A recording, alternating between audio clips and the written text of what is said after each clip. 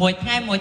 រអូតែរឿងសម្រាមតែដែលខ្លួនឯងនេះហើយជាអ្នកចោលសម្រាមហើយសួរថារអូតែអីបើសម្រាមខ្លួនឯងហ្នឹងបើអាចចោលឃើញសម្រាមទៀតណាឈប់យកសម្រាមចូលក្នុងថ្នាក់ទៅឈប់ចោលសម្រាមទៅលេងឃើញទៀតណាមិនថាចង់អង្គវេទិកាទាំងមូលជាបឋមខ្ញុំសូមគោរពលោកគ្រូអ្នកគ្រូដែលជាគណៈកម្មការជាទីគោរពនិងសួស្តីសិស្សសានុសិស្សនៅវិទ្យាល័យហ៊ុនសែនត្រពាំង3ជាទីមេត្រីខ្ញុំបាទមានឈ្មោះមេងកុសលមកពីថ្នាក់ទី11ខនៃវិទ្យាល័យហ៊ុនសែនត្រពាំង3ថ្ងៃនេះខ្ញុំបានឡើងមកបកស្រាយនៅប្រធានបទមួយដែលមានចំណងជើងថាចំណងសម្រាមមុននឹងឈានដល់ការបកស្រាយខ្ញុំសូមបញ្យល់ពាក្យបរិស្ថានជាមុនសិនយោងតាមវចនានុក្រមព្រះសង្ឃរាជជួនណាត់បានន័យថា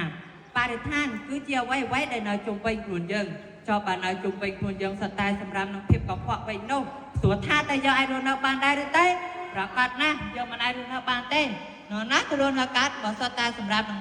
កខ្វក់ហ្នឹងបញ្ហាបរិស្ថានច្បាប់នៅតែបន្តបង្កើតក្រុមអ្នករស់សម្រាប់នៅតែបន្តឬចោះហើយអ្វីសម្រាប់នៅតែមានសម្រាប់នៅតែមានដោយសារតែអ្នកបោះចោលសម្រាប់គ្មានសណ្ដាប់ធ្នាប់នៅតែបន្តបោះចោលហើយបញ្ហានេះបានកើតឡើងជារៀងរាល់ថ្ងៃរហូតយើងមើលឃើញថាជារឿងធម្មតាទៅហើយយោងតាមព័ត៌មាន BBC បានផ្សាយថាប្រទេសជប៉ុនស្អាតដោយសារប្រជាជនជប៉ុននេះឯងចូលរួមសម្អាតទៅស្អាតបែបនេះរដ្ឋាភិបាលខេត្ត Hiroshima បានថ្លែងថា12ឆ្នាំនៃជីវិតសិក្សាពីថ្នាក់បឋមរហូតដល់ថ្នាក់វិទ្យាល័យពេលវេលាសម្អាតគឺជាការលំភាកមួយរបស់សិស្សហើយជប៉ុនចាប់ផ្ដើមកើតពីបញ្ហានេះតាំងពីឆ្នាំ1970មកម្លេះចុះយើងកាលណាបានធ្វើដូចគេខ្ញុំសូមលើកឧទាហរណ៍មួយជាក់ស្ដែងមិត្តរួមថ្នាក់ខ្ញុំមួយថ្ងៃពួកគាត់រអ៊ូតែរឿងសម្រាមតែដែលពួកគាត់នេះហើយជាអ្នកដែលចោលសម្រាមហើយសួរថារអ៊ូទៅអីបើសម្រាមខ្លួនឯងហ្នឹងបាទរអ៊ុំឡើងម្លេះមិនក៏មិនឈប់ចោលសម្រាមទៅឈប់យកសម្រាមចូលក្នុងថ្នាក់ទៅវាលែងឃើញទៀតតាមិនថាចោលអង្គវេទិកាទាំងមូល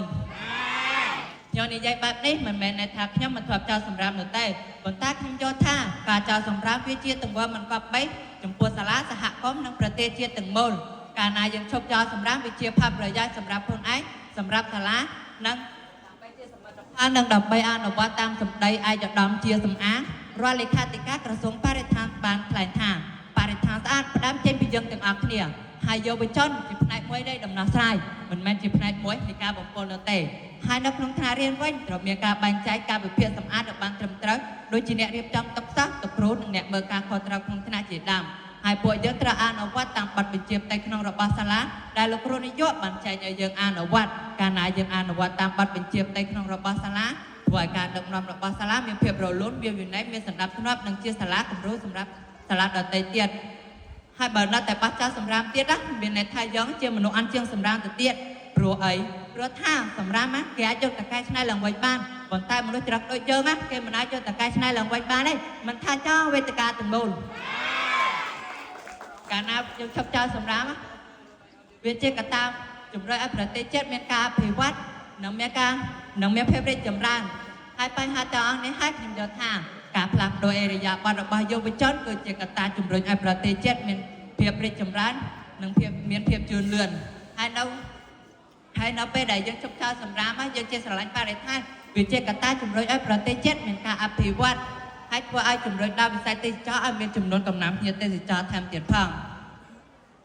ហើយបើយើងនៅតែបោះចោលសម្រាមមានន័យថាយើងមិនមែនជាយុវជនសិស្សានុសិស្សចំណាក់ក្រោយនោះទេព្រោះឯងបើចង់ឲ្យបរិស្ថានស្អាតត្រូវផ្ដើមចេញពីយើងទាំងអស់គ្នាហើយជាកិច្ចចុងក្រោយខ្ញុំសូមអរគុណលោកគ្រូអ្នកគ្រូដែលជាគណៈកម្មការនិងសិស្សានុសិស្សនៅវិទ្យាល័យហ៊ុនសែនត្រពាំង3ដែលបានចំណាយពេលវេលាមកទស្សនាការនិយាយជាសាធារណៈហើយខ្ញុំសូមសំណូមពរដល់យុវជនសិស្សានុសិស្សចំនួនក្រោយឲ្យចេះទុកដាក់សម្រាមនិងចេះស្រឡាញ់បរិស្ថានទាំងអស់គ្នាសូមអរគុណ